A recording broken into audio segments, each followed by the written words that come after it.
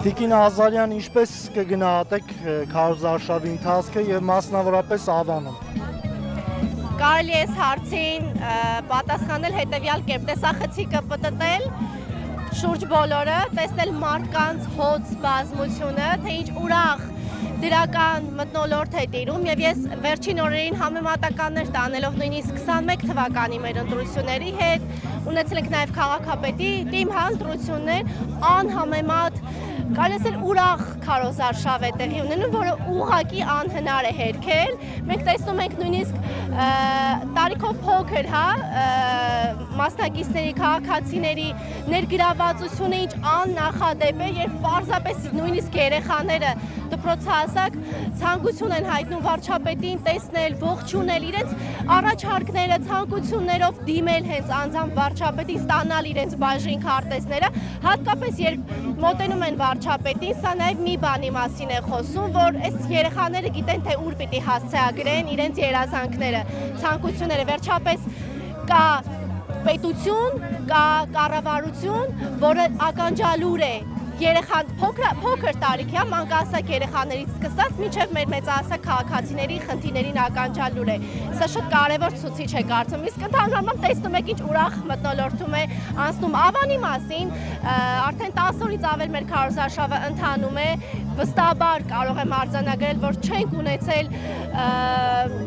խոչընդոտներ, չենք ունեցել որևէ իրավիճակներ, իրավիճակային ինչ-որ նեգատիվ դրվագներ, որոնք խոչընդոտել են քարոզարշավը,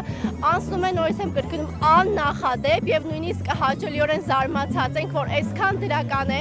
մթնոլորտի եւ պատուհաններից մեզ մշտապես, կարելի ասել, անընդհատ ողջունում են քաղաքացիները, սա եւս ցուցիչ է, որ ընկալումը դեպի մեր ուժը, քաղաքացիական պայմանագիր շատ դրական է եւ մենք այդ արդյունքը տեսնելու ենք, արձանագրելու ենք հունիսի 7-ին։ Տիկին Ազարյան, իսկ վստահաբար տեղյակ եք, որ ընդդիմադիր մասնավորապես պրոռուսական ուժերի ներկայացուցիչներից Անդրանիկ Թևանյանին, ինչպես վարչապետն է ասում, եռագլուխ կուսակցության ուժերից մեկի ներկայացուցչին 3 կալանավորեցին, ձերբակալեցին պետական դավաճանության մեղադրանքով։ Նրա նկատմամբ քրեական գործ է հարուցվել։ Ինչպիսի քաղաքական գնահատական կարող եք տալ։ Ըստ էության մեղադրանքը ինքնին զազրելի է պարզապես եւ կարելի ասել աննախադեպ է համատեքստում, բայց իմ համար ոչ թե գիտեք տարօրինակ ասեմ, չգիտեմ նույնիսկ ինչ վերնագիր սրան դնեմ, ինչ վերագրեմ, այս անձը ում մեղսագրվում է արարքը հնարավորություն ուներ մինչև բնակարանի, չգիտեմ այնտեղ բնակարան իր մուտք գործել իրավապահ մարմինների ինչ այս պրոցեսների ընթացքը կարող էր առնվազն այն տեսաուղերձները, որոնք ձայնագրում եւ հրապարակում էր վերջին 2 օրվա ընթացքում, առնվազն կարող էր հակադարձել, չգիտեմ, հերքել, ասել, որ այս դրվագը սխալ է, սա այսպես է, նա այնպես է, ոչ մի միտք չլսեցինք այն մասին, այսինքն կարելի ասել, որ անձը, այս դեպքում Անդրանիկ Թևանյանը չի հերքում, իրեն մեղսագրվող արարքը չի հերքել այս մարդը։ Նույնիսկ եմ կրկնում 3-4 րոպե խոսում էր տեսախցիկի առաջ, ինչ-որ սենյակում նստած, վարչապետի հայտարարությունից հետո ուղղակի չհերքեց հայտարարություն։ Նույնը կասեմ կալուգացի օլիգարխի մասին, ում լրագրողները հարց են տալիս, ասում են մամուլում տարածվել է, այսինքն ֆակտորը հղում անելով ասում է, որ դուք ՖՍԲ-ի գործակալ եք եղել, ձեր տվյալները նույնականացվել են եւ արտացոլվում են մամուլում, մարդը ժպտալով տեսախցիկի առաջ ասում է ուշադրություն մի դարձրեք։ Դուք պատկերացնեք մենք ինչի հետ գործ ունենք, չգիտեմ, ասեմ անլուրջ է, մարդիկ անմեղսունակ է, քաղաքական անմեղսունակություն է սա։ Ես երևի թե իմ քաղաքական գնահատականը հետեւյալն է, քաղաքական անմեղսունակություն։ Իսկ նաև կցանկանայի խոսեիք Նարեկ Կարապետյանի մասին, Ռուսաստանի Դաշնության իրավաբանական անձանց պետական ռեեստրում, երբ որ նրա քաղվածքում նշված էր Ռուսաստանի Դաշնության քաղաքացի, վերախմբագրում կատարվեց եւ Նաև Ռուսաստանի Դաշնության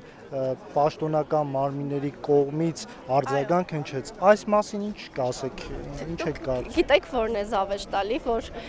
այս մարդիկ գոնե հերքեն այս ամեն ինչը, հերքում է Ռուսաստանի Դաշնության արտաքին գործերի նախարարը, փոխնախարարը, ներողություն եմ խնդրում, փոխնախարարը հերքում է։ Այսինքն այս մարդիկ իրենց շահերը չեն պաշտպանում, հանդես է գալիս երկրորդ երկրի բարձրաստիճան պաշտոնյան, արտաքին գործերի փոխնախարարը։ Սա էլ է, չէ՞, կարծում եմ, նշան, սա էլ է ցուցիչ, եւ բացի դա, այդ Նարեկ Կարապետյանը դե թող դատի տա այն մարդկանց, ովքեր իր այսպես ասած բարի համբավը կամ իր հետին թվով, չգիտեմ, իր կարիերային վերաբերելի, իր կենսագրությանը վերաբերելի որևէ ապատեղեկատվություն են տարածել, բա ինչի է մտել ինչ-որ ստվերի տակ, ինչ-որ ձայնը դուրս չի գալիս Նարեկ Կարապետյանը, ինչ ասեմ, մանկապարտեզ է սա։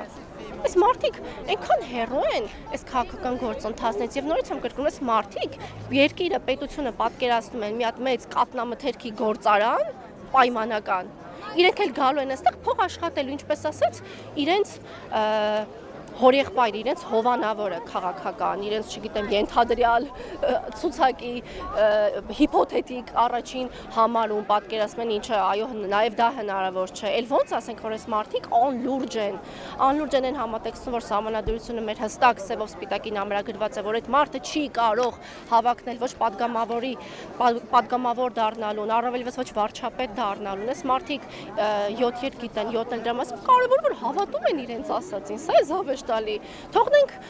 իրենց ենթադրյալ եւ հորինած հեքիաթի մեջ, թողնենք իրենց դարտով տապակվեն։